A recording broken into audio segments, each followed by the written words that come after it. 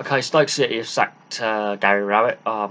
They're currently 14th in the Championship, which shouldn't be all doom and gloom because there's a lot of teams that are very competitive in the Championship vying for promotion right now.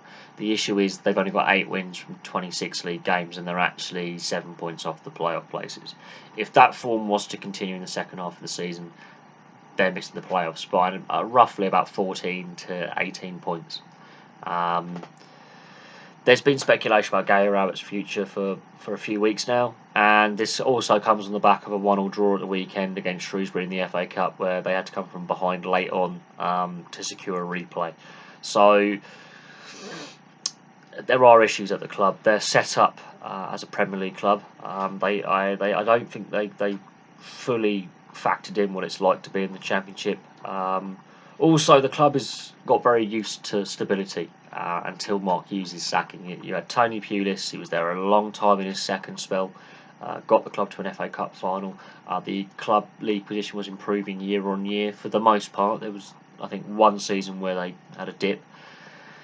Pulis decided to move on. He felt he'd take the club as far as he could with his managerial nous. He went to, I think, West Brom. And Mark Hughes was brought in.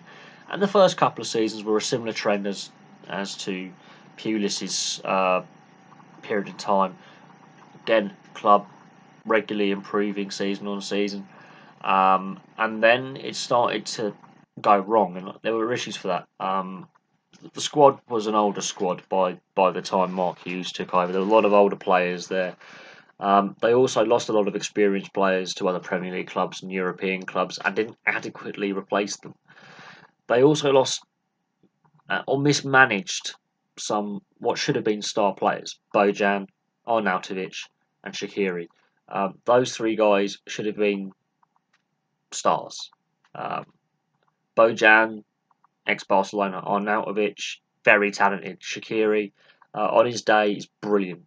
But his inconsistency was frustrating, and they couldn't get the best out of those players. And all 3 of those players have also moved on. So the squad has been declining, and the form has been declining. Then they started doing knee-jerk reactions. They sacked Mark Hughes. Okay, admittedly, Mark Hughes, I think, had run his course, and he was parcelled off. Thank you, Mark. Goodbye. They brought in Paul Lambert, which was, I think, the worst mistake Stoke have made since they've been in the Premier League, was bringing in Paul Lambert. You're just guaranteed to get relegated with him in charge. And they got relegated. So Paul Lambert was parcelled off. And they brought in Gary Rowett after they sacked Paul Lambert. And his remit was to get the team back to the Premier League. He got close with Derby County, getting them to the playoffs, but it sort of fell flat.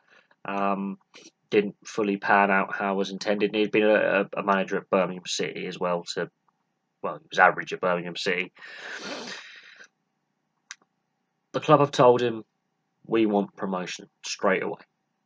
He's gone out into the transfer market and spent a fair sum of money, considering the club has just been relegated and the financial hit that would be in the transfer market. And Stoke City aren't known for really throwing the cash around a lot in the transfer market, and he's spent big by Stoke City standards.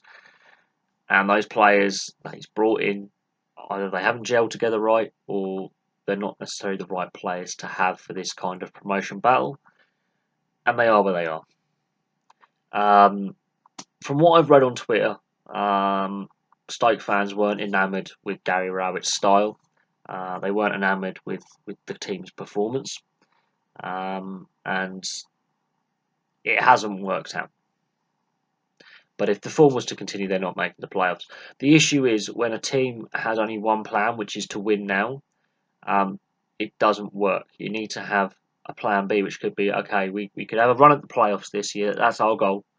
But at the same time, if we don't make it, we need to stabilise and have a long-term plan to get back to the Premier League. They have a very short-term plan to get to the Premier League. It's win now or bust.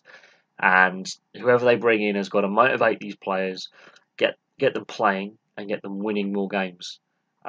Because they're not out of the playoff hunt yet, but there is a risk that at the end of the season they're way outside the playoffs. They need to get on a run of form.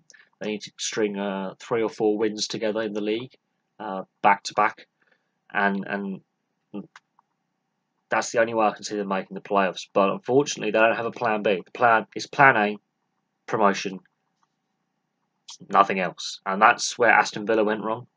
If you look, Hull are struggling right now, another ex-Premier League club. Those clubs that have more than one plan, they have a plan A. Okay, that's the goal, promotion. But the plan B is stabilise. They do better for the most part. I think Newcastle and if off the top of my head, I think Newcastle and Blackburn the first time round when they were relegated managed to get promotion back to the Premier League at the first attempt. I think West Brom have done it a few times, but then in that case, the danger becomes yo-yo team. Now West Brom famously were known as a yo-yo team, where they were going up and down between the Championship and the Premier League for several seasons before they stabilised in the Premier League in the end before relegation back to the Championship. That is another danger as the team becomes a yo-yo club. On the replacement for Gary Rowett, David Moyes is favourite to replace him, and I don't know how to feel about that. But looking at David Moyes' recent managerial record, I would hope he doesn't get the job, because that, I don't think, is the right move to make. I think you need a manager with fresh ideas, thinks outside the box. He was also willing, to take a few risks on with his tactics, just to see if that can motivate the players. David Moyes doesn't seem to me be the right guy to take this club forward if he is put in charge.